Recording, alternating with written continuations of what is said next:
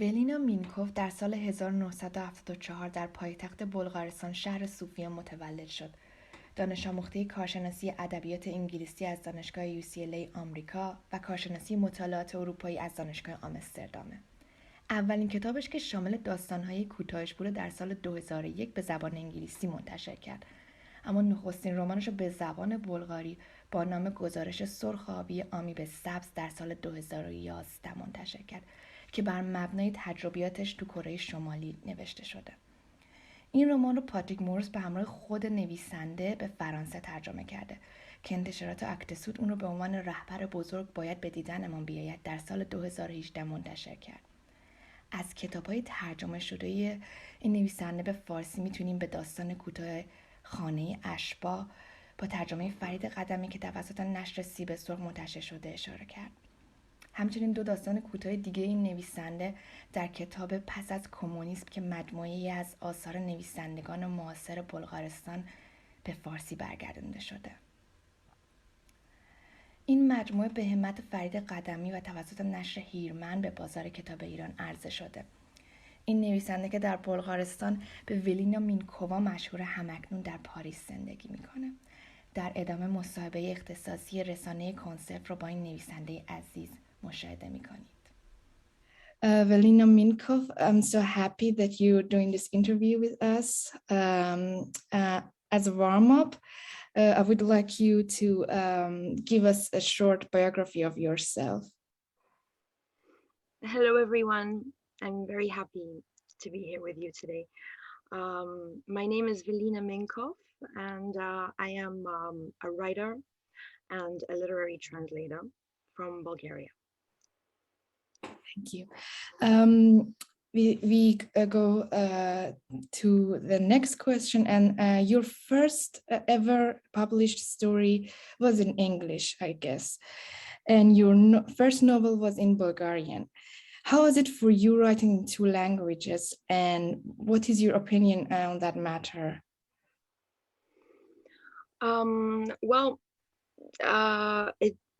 It was, I think, maybe quite by accident. The fact that I started writing in English, I've always been in love with the English language.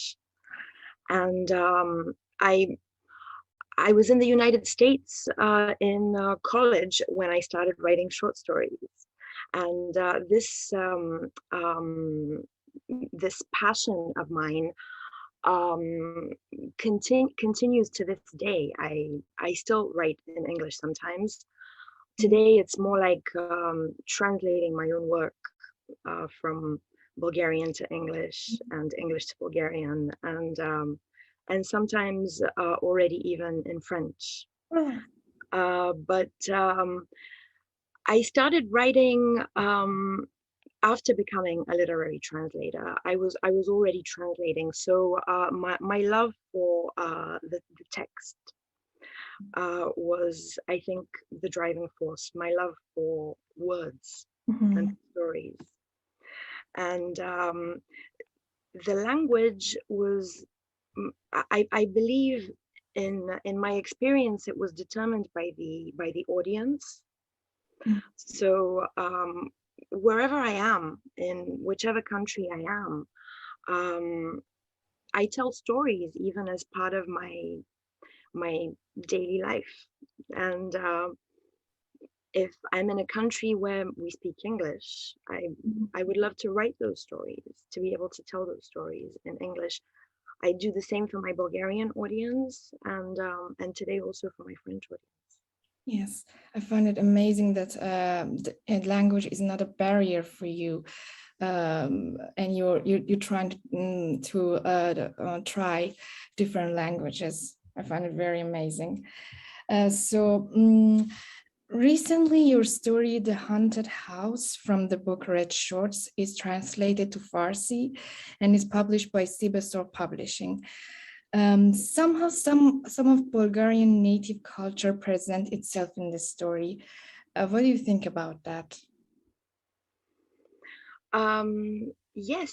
Well, once again, it's usually linked to the fact that I was writing in English. So I'm telling my English language audience stories about Bulgaria, where I was born. And of course, every time we tell a story, it might start off as today, and then it might turn backwards and connect itself to different periods of history, of memory, and of course, I'm so thrilled to have been able to share this story, The Haunted House, first of all with my English language audience, and now with my readers in Iran, because it's true. It focuses on Bulgarian history, Bulgarian landscape, and maybe also a certain Bulgarian emotion and way of feeling and experiencing the past and the present.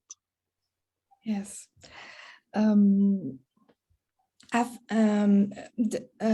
Haunted House story initiates a symbol of Bulgarian contemporary history events. I would like to know your opinion on that. You have explained it a little bit, but do you have any other words to share with us?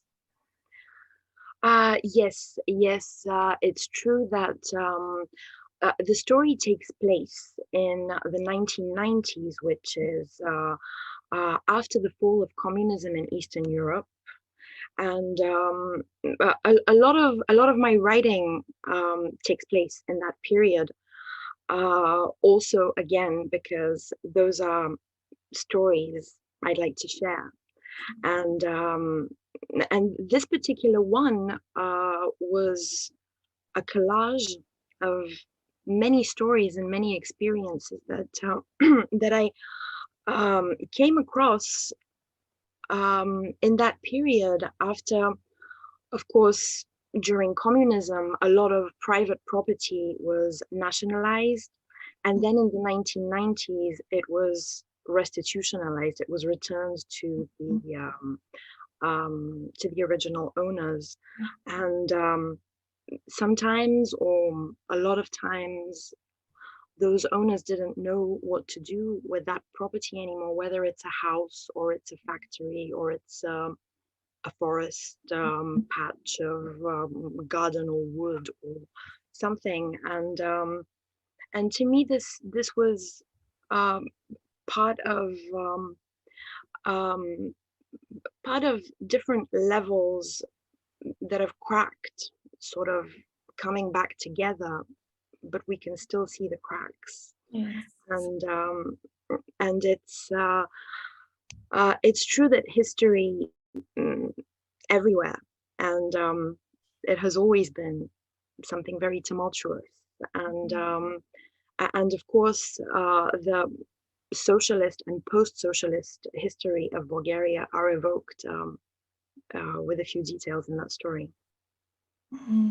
Yes, and you really skillfully put all this together. It's very enjoyable to read.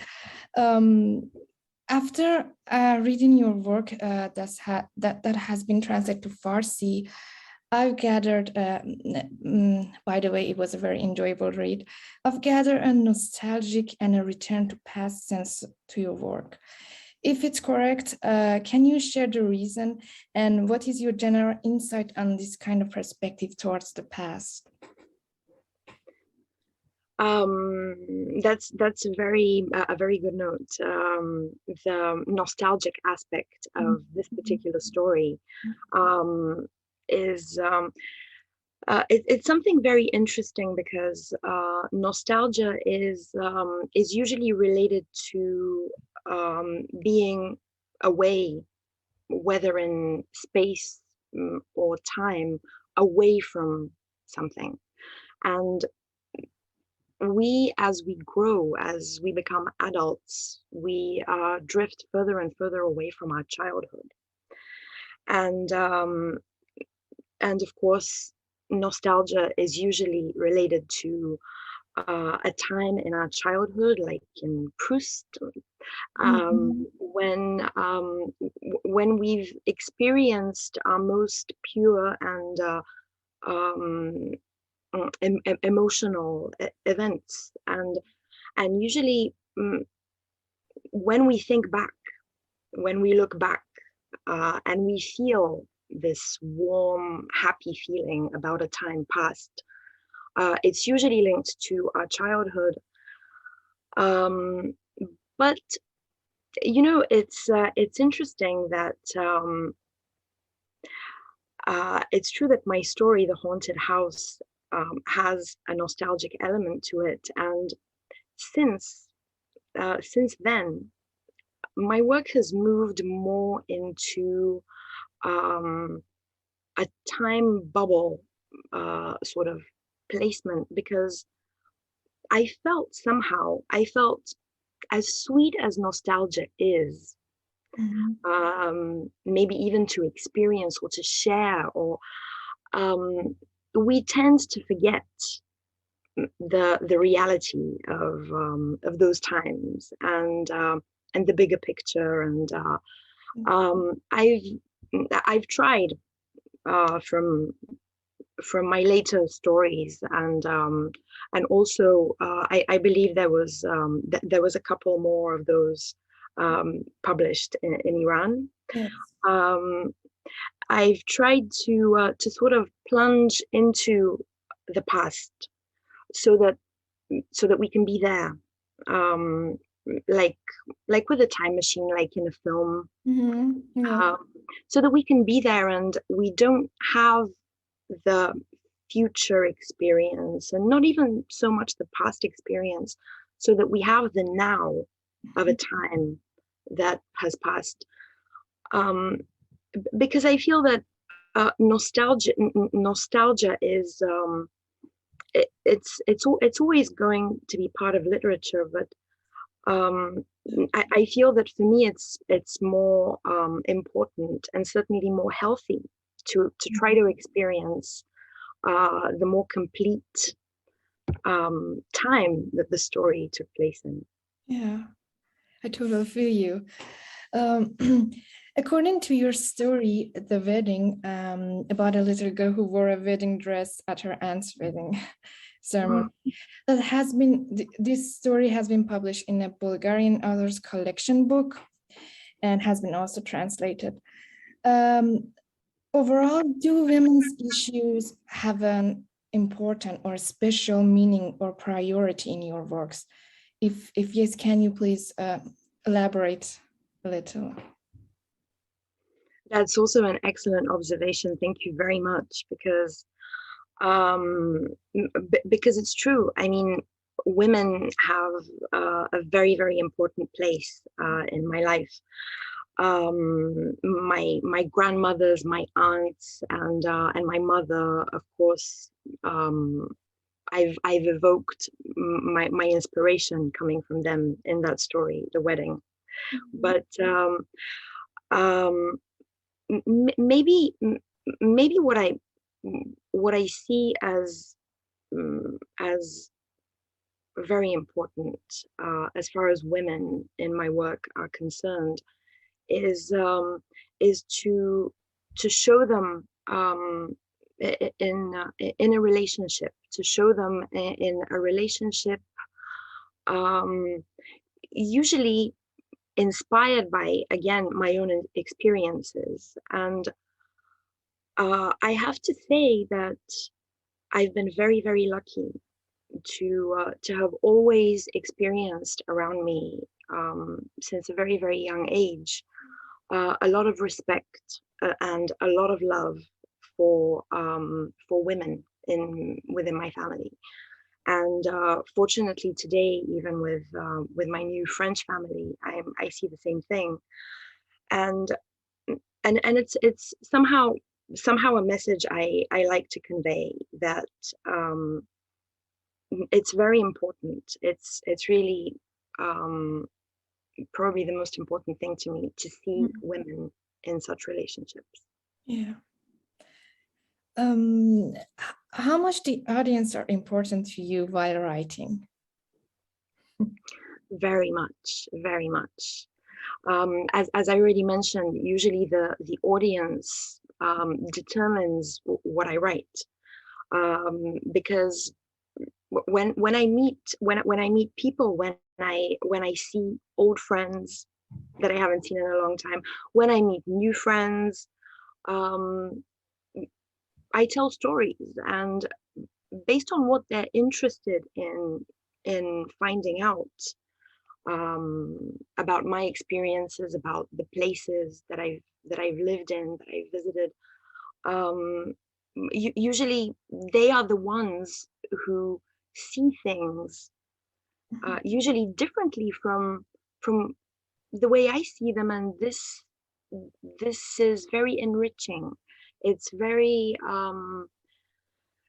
it drives somehow my story, and every time I write, I feel that I'm telling precisely those friends, and hopefully many new friends, those stories in a way that they would see them as clearly as possible, as colorfully as possible.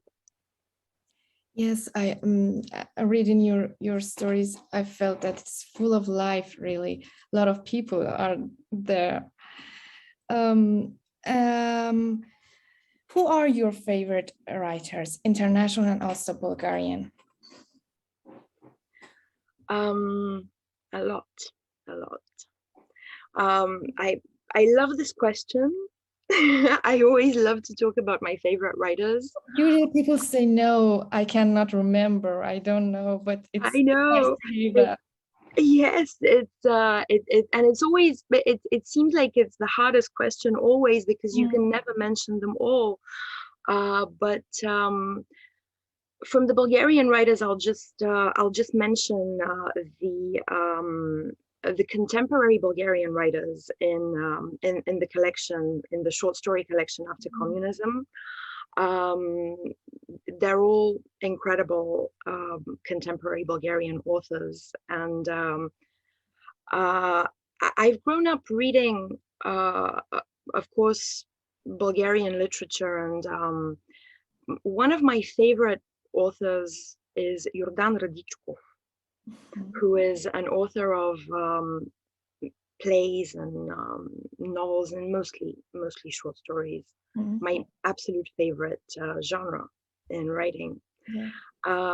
And the poets Geo Milev and Peyo Yaborov are also some of my all-time favorites, but also international authors, as I said, short stories. For example, Roald Dahl, P.G. Wodehouse, mostly short texts that are full of situations that can take you out of the ordinary. For example, Italo Calvino, Julio Cortázar, and some of my favorite novelists, of course, Nathaniel West and Henry Miller, and Raymond Chandler, and poets like Pablo Neruda and Rilke.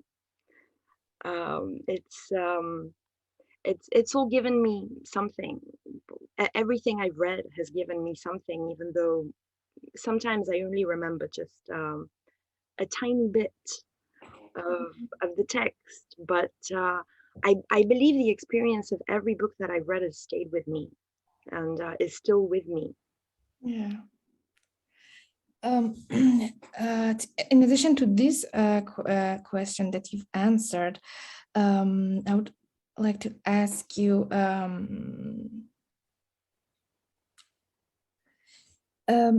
sadly, the Farsi-speaking audience are not so familiar with East European authors. You've mentioned some of them, but would you give some of the influential authors and the attribute of the literature in this region? Some of the name of the influential authors. I would love to. Yes. I'm trying to imagine the map. For example, Bulgaria. which is in the Balkan Peninsula. And let me see, if I move around the map, we have Greece, for example, Greek writers Vasilis Vasilikos and Christos Chertomatidis. For example, further up north in Romania, there is Mircea Cătărescu. In the former Yugoslavia, there is Serbian writer Danilo Kish and Croatian writer Dubravka Ogresic. If we go further to more towards the center of Europe, but still in the Slavic language, there is the Czech Republic, or as it was called before, Czechoslovakia, and from there, of course, we see a multitude of even Kafka and Hašek and Kundera and Karel Čapek. Bohumil Hrabal is also a very emblematic author of the 20th century. Perhaps if we go even a bit further up, we can get to Russia and what used to be the Soviet Union. Some early emblematic writers like Daniil Harms, who writes very, very fantastic and dreamlike short stories. And Ilf and Petrov, a duo tandem who've written some of my absolute dearest favorite books, The 12 Chairs and The Golden Calf. And my favorite poet from the period is Vladimir Vysotsky, who was also bard who would sing his poems with a guitar, and he was also an actor in theater. And it's a very interesting region, and I could talk about those writers for a very long time, but maybe someday we could discover them even more. Yes, thank you. And are you by any chance familiar with some Iranian authors and artists? And if yes, what do you think about them?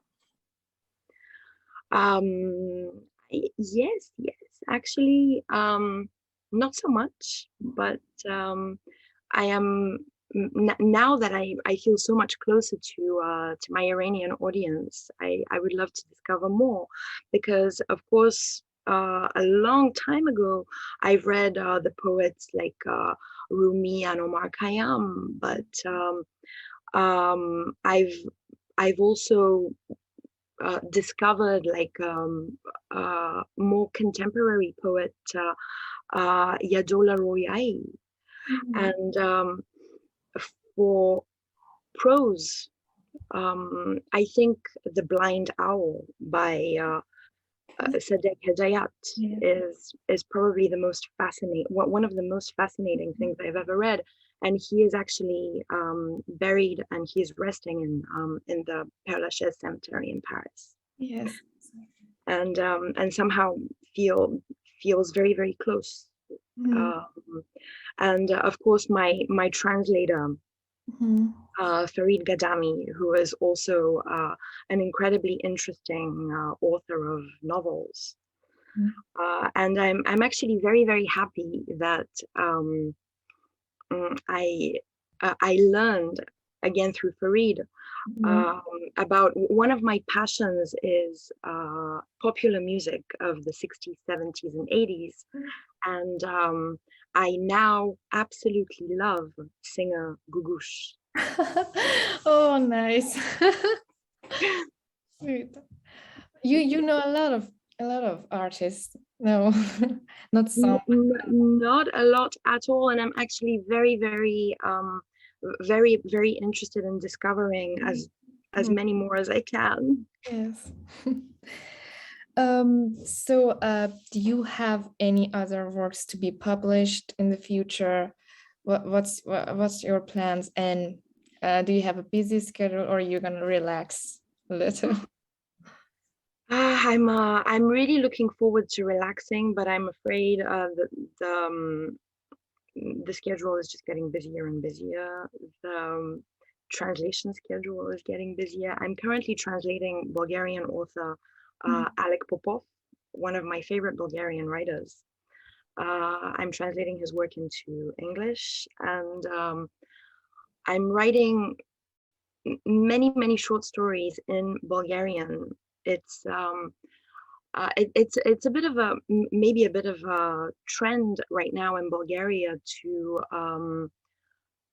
publish anthologies of short stories on certain themes, and I've been very happy to be invited to participate in many, well, quite a few actually, yeah, anthologies on different themes, and they're being published regularly. And I'm writing a new short story now for a new anthology about love. Oh, shit.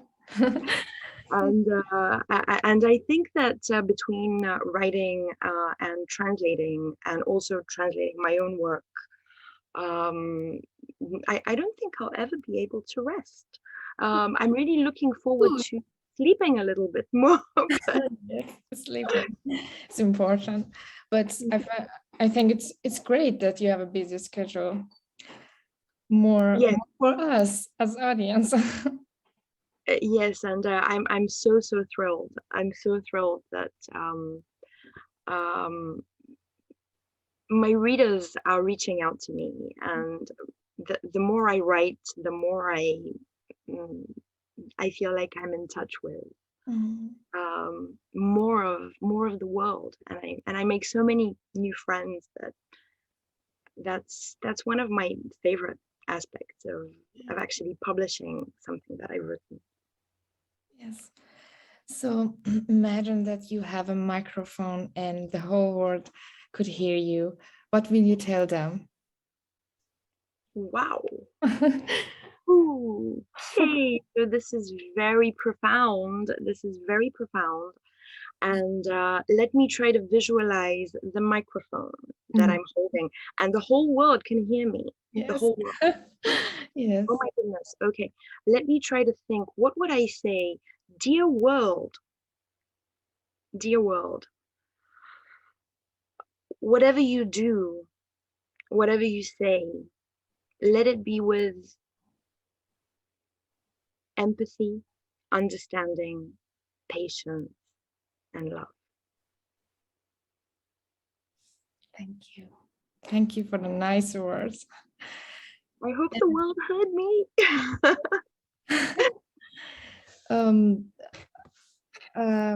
That was a very nice interview with you. You can really put the words together with a skill and with empathy. Actually, you have a lot in you, and I really felt that, and I could connect with what you said. Although we are nervous and it's an interview and people are gonna watch it, but I felt really close, and thank you. It was very cozy and friendly and everything. Thank you so much for this opportunity. It's really, even though we can't be in the same room and have a warm cup of coffee, I really think that we're already friends, and well, technology is great in that respect. So I'm so grateful to you, to the team, for this opportunity to meet so many more of you. Yes. I'm looking forward to meeting you, and maybe we can do this again someday. It would be my pleasure. Yes, we too. We thank you.